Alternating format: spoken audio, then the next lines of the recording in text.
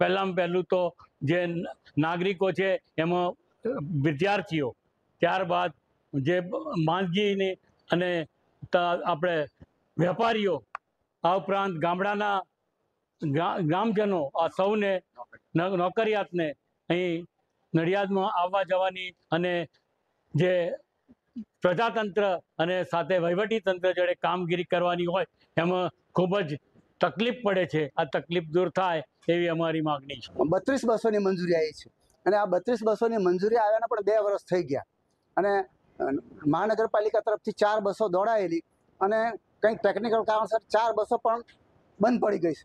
તો હવે નડિયાદના નાગરિકો, વિદ્યાર્થીઓ, નોકરિયાતો, સિનિયર સિટીઝનો, દર્દીઓ, આ બધાને ખૂબ જ તકલીફ પડી રહી છે અને અધિકારીઓ, પદાધિકારીઓ આ શહેર રકાબી જવું છે તો હવે રકાબીવાળું નહીં ચાલે।